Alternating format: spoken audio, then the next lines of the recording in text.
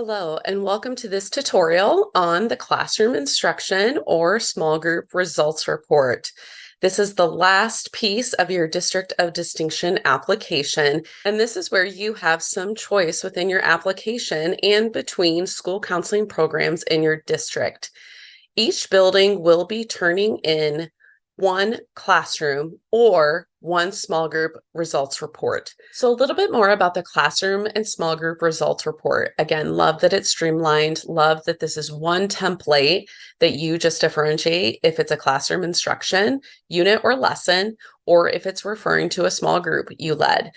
But this tool is essentially for accountability for that assess component of the national model, but it's a tool that's essentially helping us design and ensure that our school counseling programs are assessing for effectiveness and to let it inform decisions related to our program improvement. These reports are an essential component of being data informed and letting that drive decisions for your school counseling program. As you can see, comparing pre and post and seeing the impact of an intervention or activity is informing us. That data is informing us how we can improve, how we can make this better and continue to benefit kids. There are 4 parts to any classroom and small group results report, and really easy. The first part is the lesson information with the targeted mindset and behavior student standards.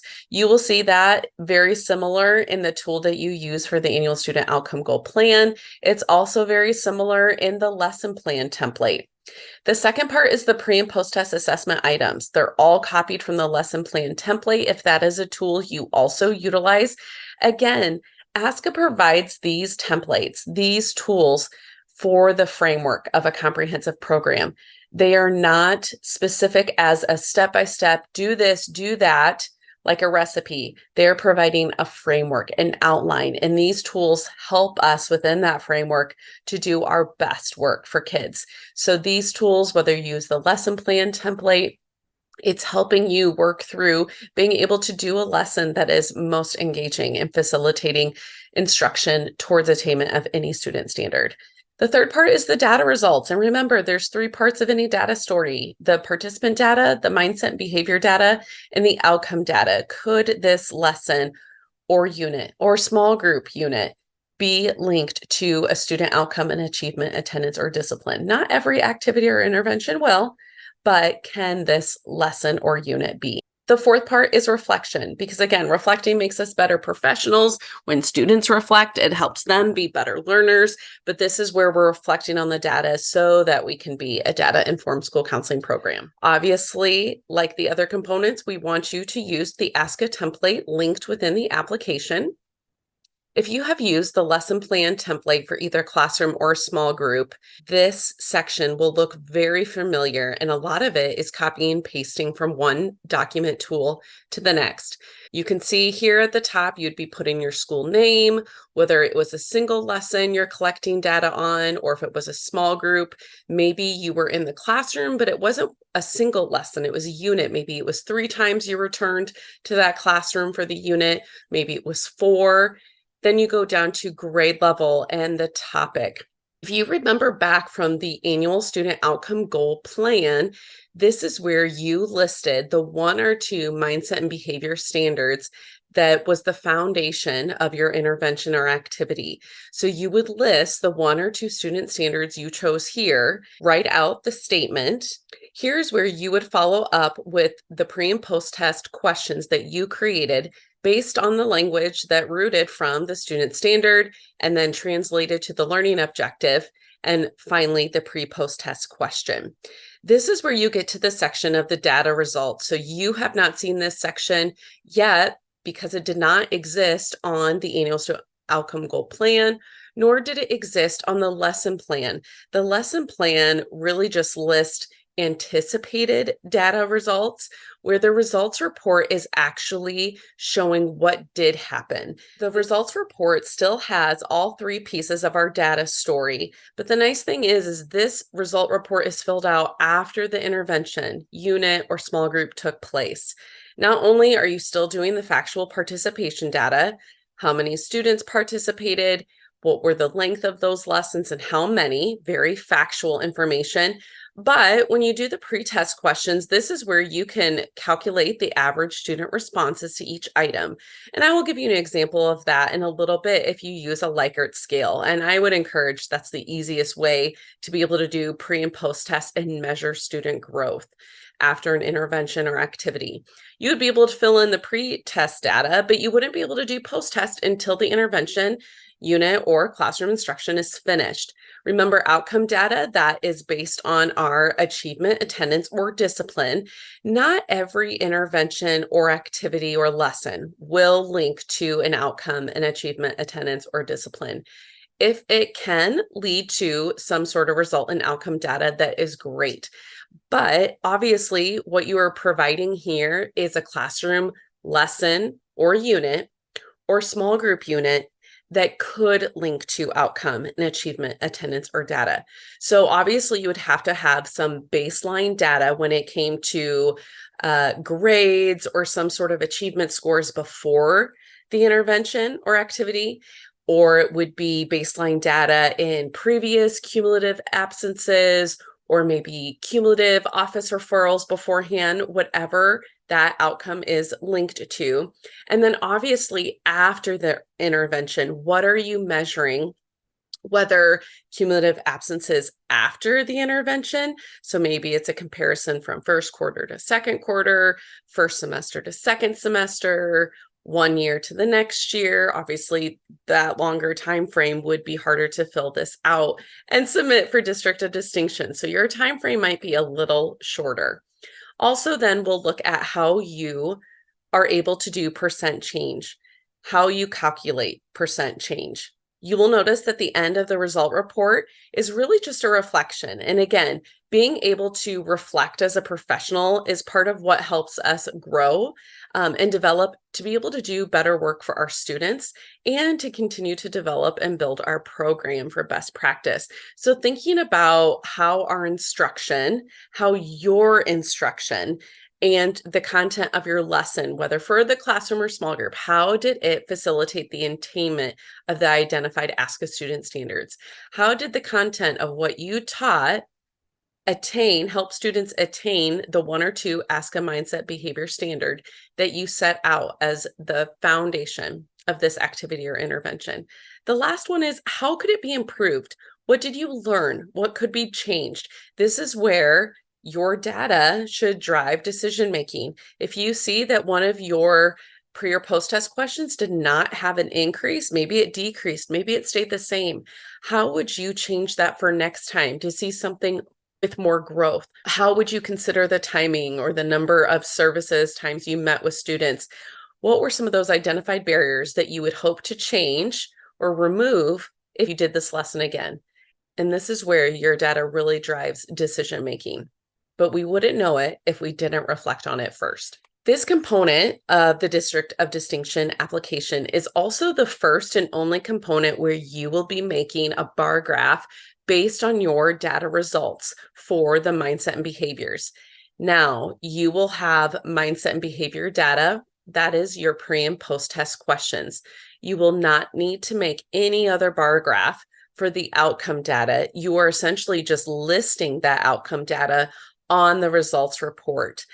I will show you and walk through an example of what we are looking for as far as a bar graph that ISCA requires as part of the RAMP application, but also what makes a really good bar graph that shows your data results at a glance, should stakeholders look at it. Like every other section of this application, I do want to provide you what an actual results report could look like.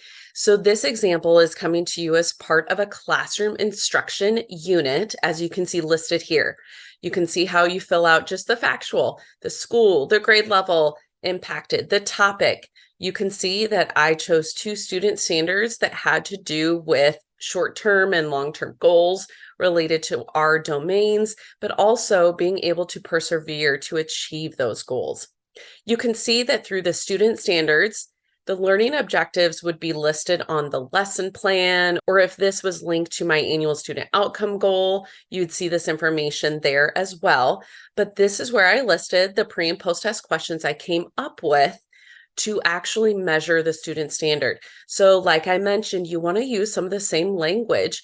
And as you're writing these pre and post test questions, you're writing them in a way that you want to measure growth in 3 areas: attitude or belief, that's one, skill, and knowledge. So if you remember the acronym ASK, that is what you are able to write these questions and measure a growth in attitude, skill, or knowledge.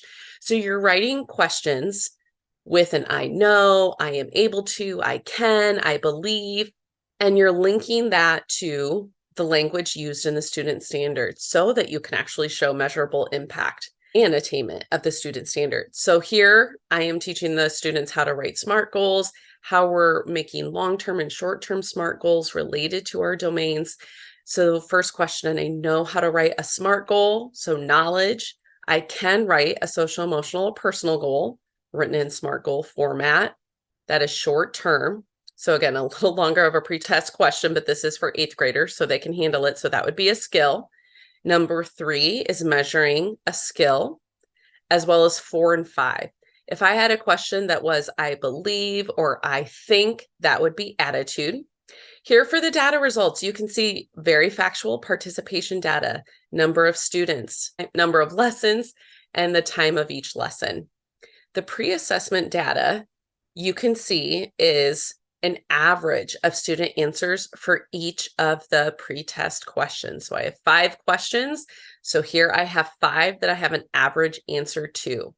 If we jump over to the Google form I used to assess students for pre and post, you can see that using a Google form for secondary schools is very easy because these students are usually one-to-one with technology and devices you use. So students at my school have Chromebooks.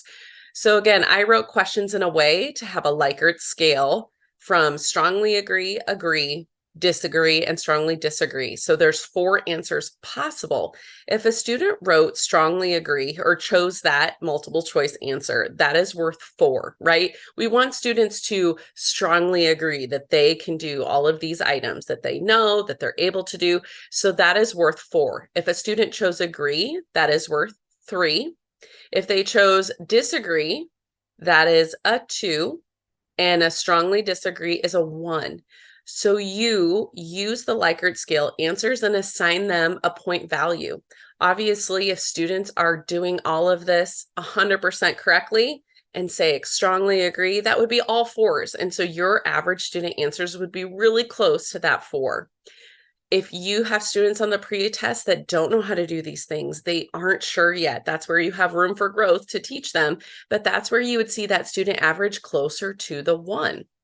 So obviously, in having all these students take the test, I have a lot of answers I have to go through and count, whether 4, 3, 4, 4, 3, and then you divide by how many students took the assessment. So that is where I have this class. I had half of the students take this class that I did this lesson in first semester, and half of them that I did it second semester. So this is the outcome data, which I will get to, but let's go to the mindset and behavior data because that is actually what you were showing as far as a bar graph.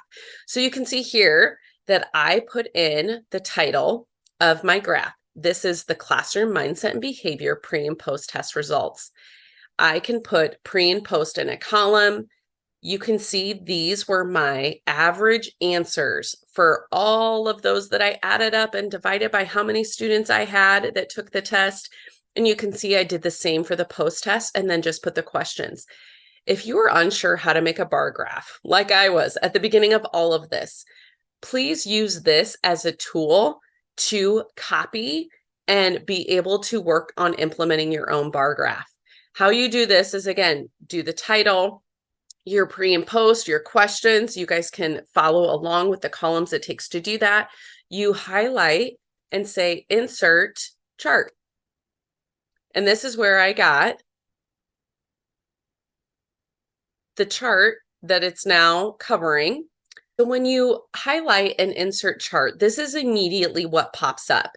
You can see that I manipulate this bar graph to eventually look like this last copy on the right-hand side that it's covering. So you can see this is where you would kind of fill in that title. So I would like to you want to name this graph, title it. So I'm going to say classroom, or if it's a small group, classroom mindsets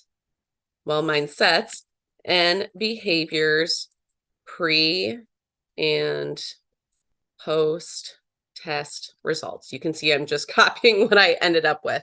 Now I need to change this to probably be in black font, just so you can see it a little bit better.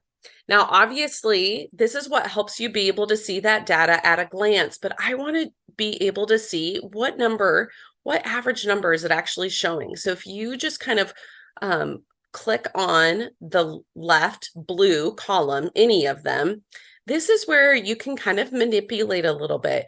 Over here in the chart editor, this is where I just played around for the longest time and learned how to make all of these detailed additions to a bar graph, and especially a bar graph that is held to the standard of the national model. So if you click on that blue column, one of them, all of them highlight. And if I do data labels, that's where you see these average numbers from the pre-test questions. And again, doing the same thing for post-test. So I just clicked on one of the red columns that highlighted them all. I'm going to come back over here to the chart editor and hit data labels. So you can see that's where I got this. Per the requirements of the District of Distinction application, this is where you want to be able to show that pre-assessment data in one of the columns, the post-assessment data is in the other column. And going back over, you will see that those colors and our map here show that pre and post-test question and the answers. We also want to do the bar graph. If you remember, it is clear, including a title. So if you go back, this is where you want to be able to enter a title for both axes. So here, my title before kind of went down here. That's what I wanted for the top, for the full title.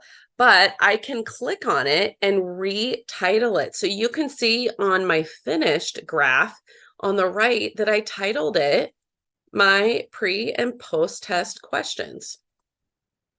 Now you might have one that is an outcome graph that you do eventually, not for the District of Distinction application, but one where you're maybe doing semesters. For instance, I had an outcome graph. Let's see what I did for here. So you can see that I titled this first semester class, and I put in the percentage increase or decrease, and I put for second semester class. So you can see that you can click into all of this and just change and manipulate what it's saying. But you can see that my horizontal axis title is DNF letter grade comparison, before and after classroom intervention. So again, these titles might look very different. This vertical axis title here is number of D and F letter grades. So you can see that this is being linked to a student outcome of achievement.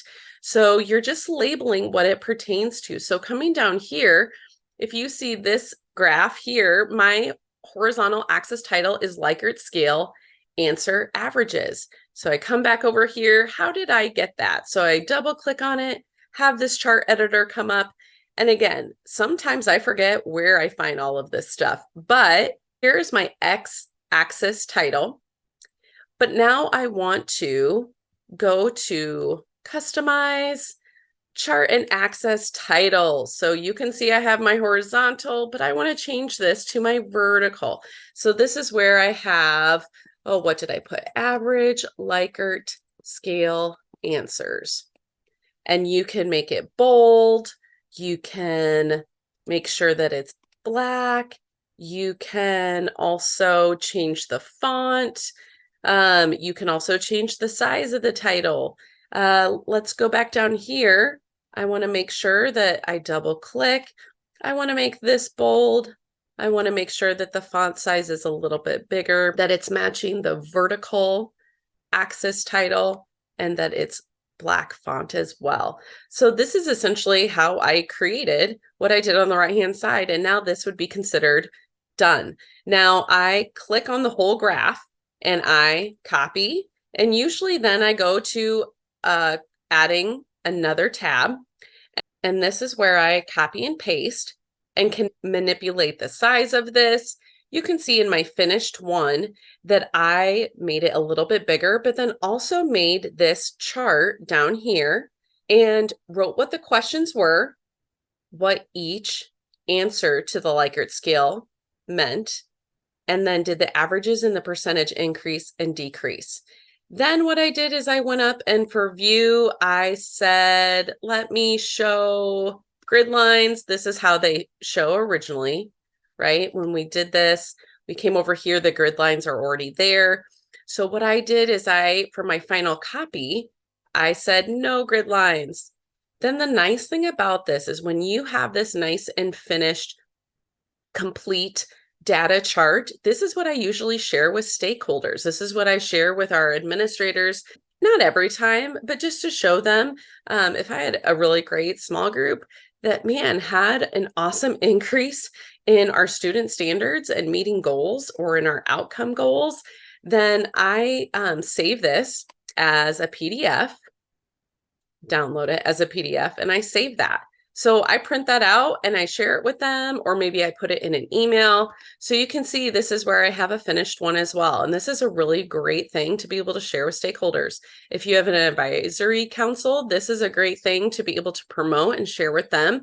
And you can see at a glance the measured change students had from pre to post. So going back to the application, you can see now how that finished bar graph depicted average student responses on the Likert scale, but also that it depicts the percent correct for knowledge-based questions for mindset and behaviors assessment collected before and after. So essentially what that is saying is that it's collecting the perceived information, that mindset and behavior data, from pre to post, so collected before and after. But it also, that finished bar graph now conveys impact on student growth at a glance with the pre and post test data results, and that they're represented side by side, that pre and post. So the participation data, mindset behavior data, outcome data, these are the three things that are on your result report that you are completing.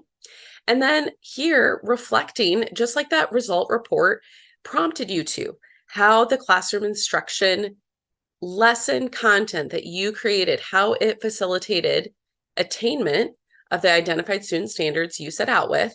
Give 2 examples. So again, when you're writing your reflection, it'd be very easy for the people scoring your application to say, the first example of how our classroom instruction facilitated attainment of the identified student standard of which one of them you chose. And then another paragraph. Second example would be, make it very clear. And again, reflecting on what you would do differently should you do this lesson again. If we look at a small group template, I want to be able to show you what a small group results report template finished would look like.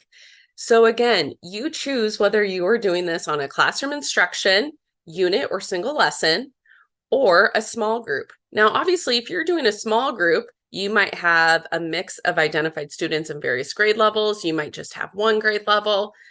You will have your topic. Remember your 1 or 2 student standards you chose. Remember, as you write these pre-post test questions, you want to make sure that you're seeing the same language from the mindset and behavior standard in your pre and post test questions so that you can show you're measuring attainment in the student standards. And the only way to do that is to use some of the same language that's showing that growth in knowledge, skill, and attitude or belief. So the data results for small groups is much smaller, a lot easier to do because the number of students in this small group I had was 7. And so there were only 7 pre and post test answers that I needed to calculate with that Likert scale. The number of lessons were 4. We did it once a week for a month, and they were 30 minutes in length. You can see the average responses in the pre-test data, the average responses in the post-test data, and then you can see for the outcome data, what I was linking it to as far as an outcome is I tried to link it to 2. That doesn't always happen, but I wanted to be able to look at their achievement data before the small group and their achievement data after the small group. So you can see I did the small group right in between the end of first quarter and the beginning of second quarter. So I looked at how many students had D's and F's at the end of first quarter's grading period, and how many after the intervention as a result had D's and F's at the end of second quarter. So if you are wanting to down the line, especially for a RAMP application, do an outcome data graph, this is what you would be graphing. So achievement, I was able to look at a decrease in D and F letter grades, and discipline, a decrease in those cumulative minuses. Here you can kind of see where I answered the first example, right? The second example of how our instruction facilitated attainment of our chosen standard. That's how I encouraged you to answer that prompt or start with it. So again, it is not hard for the people reviewing or District of Distinction application to see how you were doing it. So again, you're writing about your lesson plan. What did you teach? What did you facilitate or discuss or work through?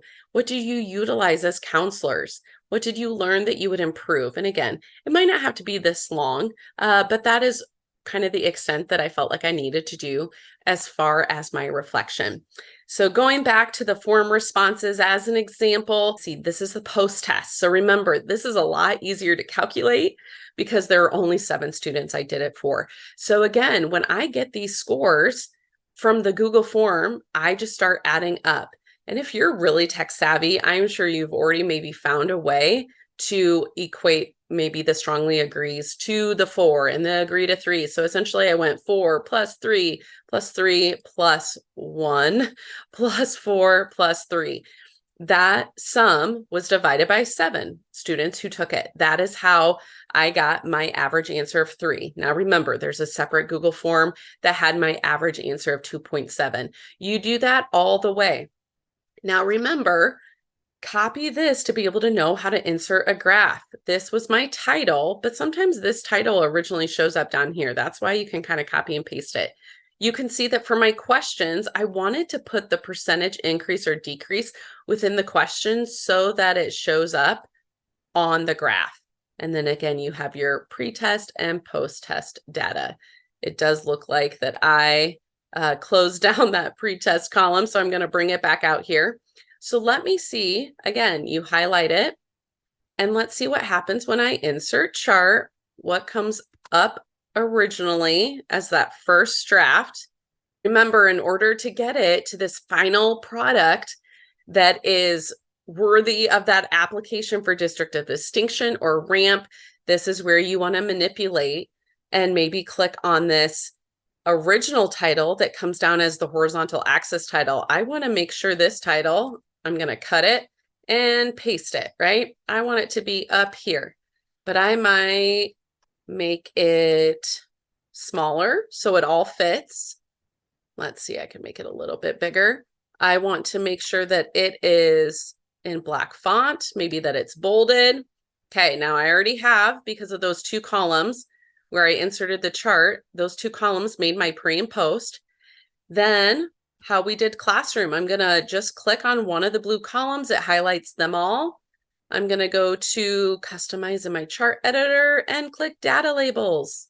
I will click on the red, one of the red columns, and do the same thing, data labels. You don't do one of these data charts for every single lesson or unit or small group you do.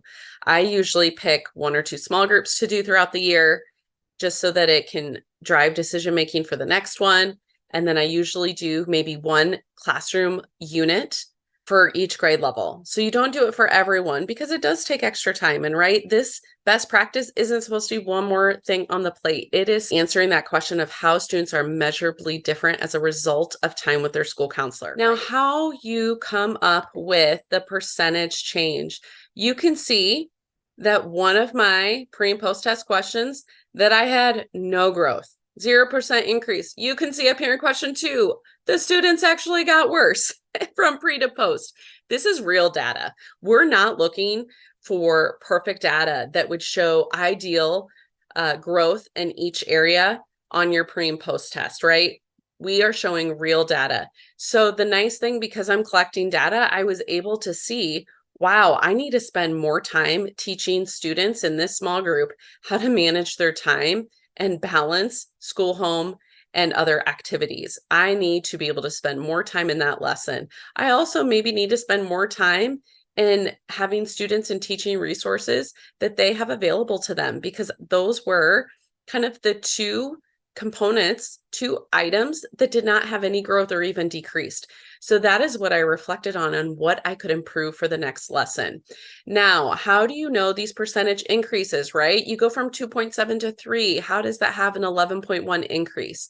Well, you want to take your pre and post test and open the percentage calculator. This percentage calculator is always up on one of my tabs on my computer, because this is how you're able to see and make those SMART goals, how you're able to see what a percentage increase or decrease would be in the SMART goal you use maybe for your annual student outcome goal. So what is the percentage increase or decrease from that average answer of 2.723? Calculate, that's where I got my 11.1. Let's do it one more time. Let's do 3 to 3.5. Open up that percentage calculator and calculate. And that is how I get the percentage increase of 16.7.